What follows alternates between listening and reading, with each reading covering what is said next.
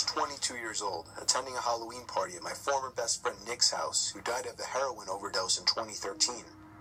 Before his death, he would throw big Halloween parties every year at his house, as his parents routinely flew to New York every year to attend their own friend's party.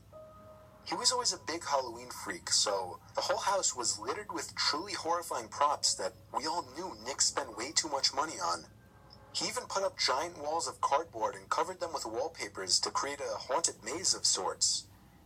I want to keep this story PG-13 rated, so I'll skip the weed, beer, LSD, and sex and get right to the part where things got bad.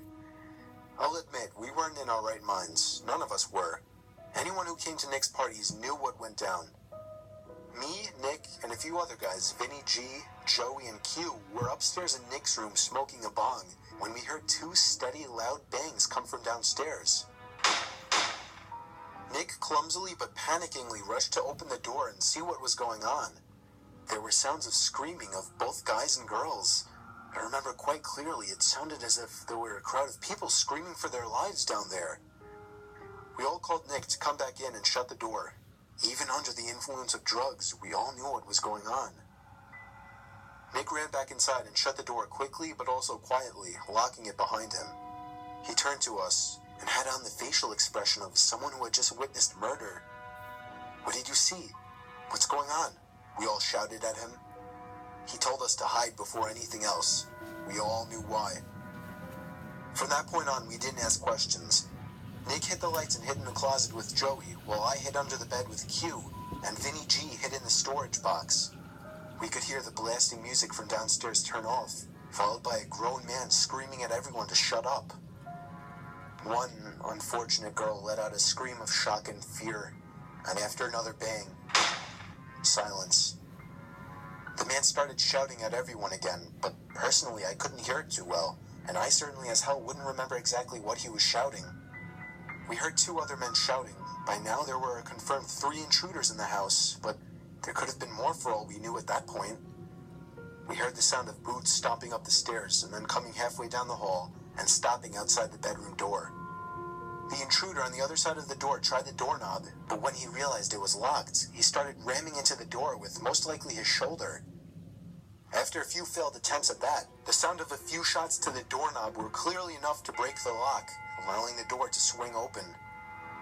We heard cries from downstairs after the shots to the doorknob, followed by a silencing gunshot. Me and Nick had our hands on our mouths to shield our breathing noises. I watched through the transparent cloth that hung from the bottom of Nick's bed as the black boots with overlapping ripping denim jeans moved instinctively to the closet. He opened the door. I could hear Nick begging for the intruder not to kill him, offering a generous amount of money if they would leave. Nick gave himself up as the house owner. That's when the intruder ordered him downstairs. The rest of us stayed put. Apparently Joey hadn't been caught with Nick. We stayed under the bed, shaking and afraid. There was near silence from downstairs, other than Nick talking with the intruders, but whatever they were saying was much too low for us to hear. It felt like a near 20 minutes before the front door slammed shut and Nick came running back upstairs to tell us that they were gone.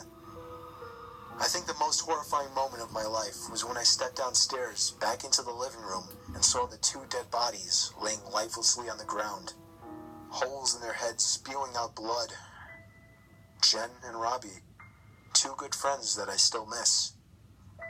I'll spare you the details of what happened when the police arrived, but despite the fact that the house smelled like a marijuana greenhouse, the police were more interested in finding out who the masked men were that killed 2 innocent college students. Oh yeah, Nicky told the 4 of us who were hiding in his room that there were 4 intruders in total, all wearing fedoras, vendetta masks, coats, and gloves. They demanded $100,000 in cash, and when Nick could not provide it, they demanded he fill their empty sack with his most valued possessions.